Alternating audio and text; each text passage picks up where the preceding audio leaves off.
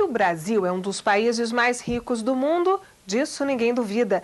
Mas se é assim, por que continua fora do círculo das nações mais importantes do planeta? É o que a gente vai saber no programa de hoje. O Conexão Mundo está começando.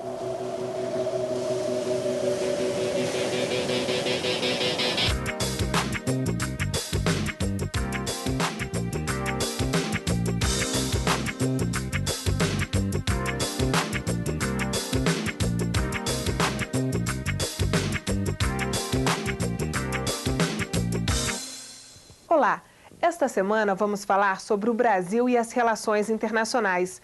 Como as decisões internacionais influenciam no rumo de nossa política interna. Como o Brasil vem atuando no cenário internacional. Como somos vistos pelos outros povos. E não esqueça, você pode pesquisar os temas que são abordados no Conexão Mundo em um curso de introdução às relações internacionais disponível na internet.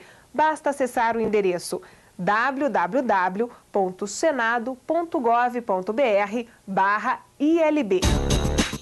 O Brasil possui recursos naturais consideráveis. Tem o quinto maior território do mundo. É dono de importantes reservas minerais como ferro, manganês, urânio, bauxita e ouro. A riqueza da fauna e flora é incontestável, com destaque mundial pela sua biodiversidade. Tem a quinta maior população e a economia está entre as maiores do mundo.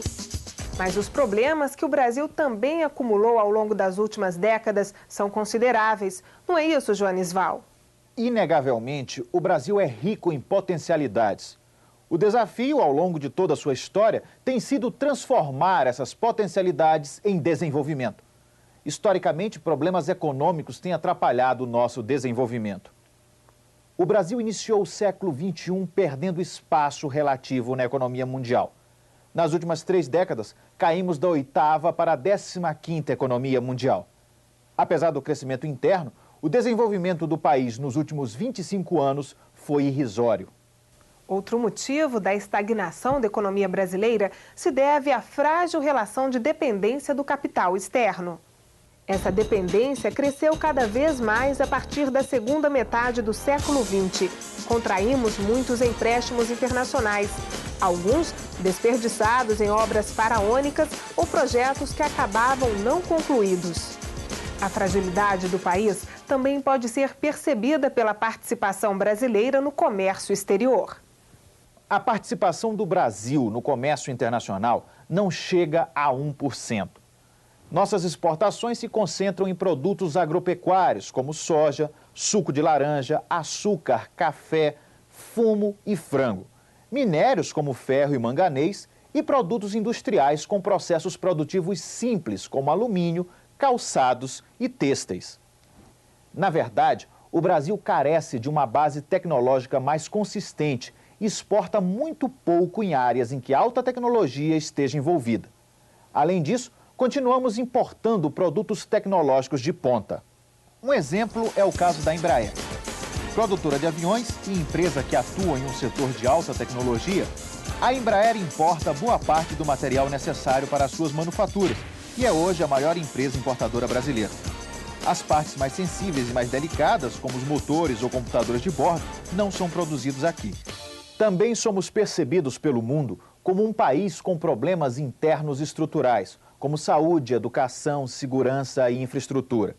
Apesar de toda a nossa riqueza e potencial, o Brasil ainda é um país com altos níveis de pobreza e desigualdade social. Isso, sem dúvida, afeta a nossa atuação internacional.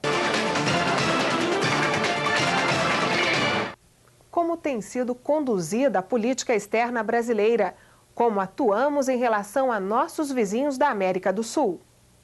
Há muito tempo, o Brasil aspira a um papel de liderança na América do Sul. O país possui quase metade do território e parte significativa da população e da economia da região. Economias de países vizinhos, como Paraguai, Uruguai ou Bolívia, se encontram bastante vinculadas à economia brasileira. Apesar de sua posição geográfica e de seu peso na América do Sul, ao longo de sua história, o Brasil deu pouca atenção aos países vizinhos. Isso tem mudado nos últimos anos. O governo Lula tem se preocupado com a política de boa vizinhança. Entre as medidas brasileiras de aproximação com os sul-americanos estão os investimentos do BNDES em países como a Venezuela, Peru ou Equador. Há também a clara orientação da política externa para o fortalecimento do Mercosul e a aproximação com a comunidade andina das nações. Os nossos vizinhos, eles olham para o Brasil com uma grande atenção. Há uma grande expectativa com relação ao rumo que o Brasil vai tomar. Cito o exemplo da Bolívia, né? O Brasil é o país que mais investe na Bolívia. A Petrobras é uma empresa que tem uma grande projeção no contexto boliviano. Então é um orgulho para o Brasil e também para os bolivianos a atuação que nós temos tido lá. Mas num plano mais geral, essa perspectiva nós temos que ter em mente, que há uma grande expectativa com relação ao desenvolvimento, ao sucesso do Brasil, que poderia alavancar também toda a América do Sul. Portanto, é até uma grande responsabilidade do nosso país a sua projeção com relação a uma liderança continental. Se é um importante ator no cenário sul-americano, como o Brasil é visto pelas nações dos outros continentes? O Brasil não é país que possa ser ignorado no cenário internacional.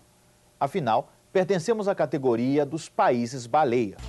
País baleia é aquele que, por suas grandes dimensões e por seus vastos recursos naturais e humanos, pode influenciar de modo decisivo as relações internacionais.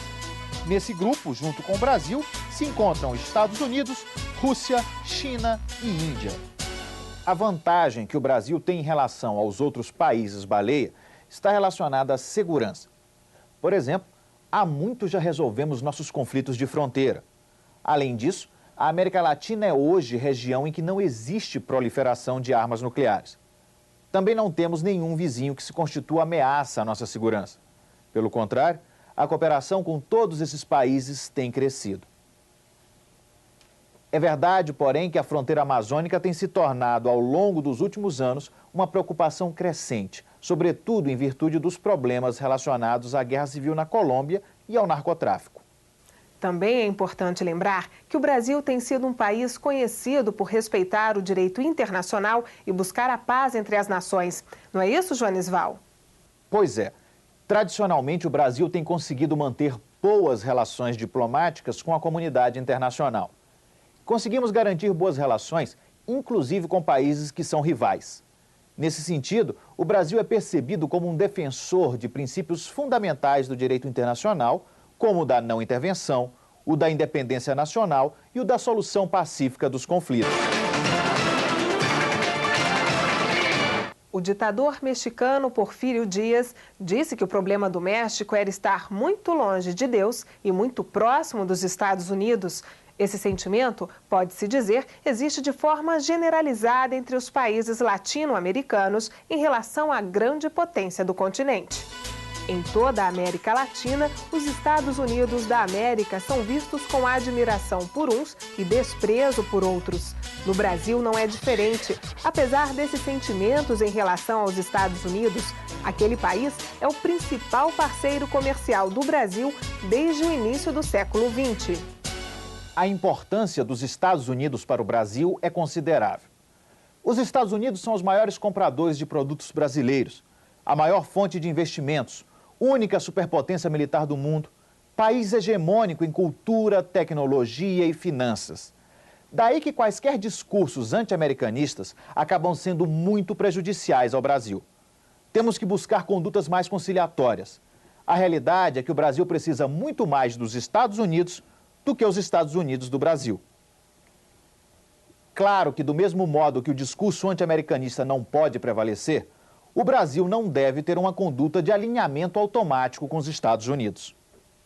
No próximo bloco, vamos continuar falando da relação do Brasil com outros países. E você vê ainda. Me parece que a vocação e o interesse brasileiro, assim entendo, é de preservar-se como um ator importante nesse cenário, nos planos em que os seus interesses mais imediatos estão projetados e de ser um interlocutor ativo. Não saia daí, voltamos daqui a pouco.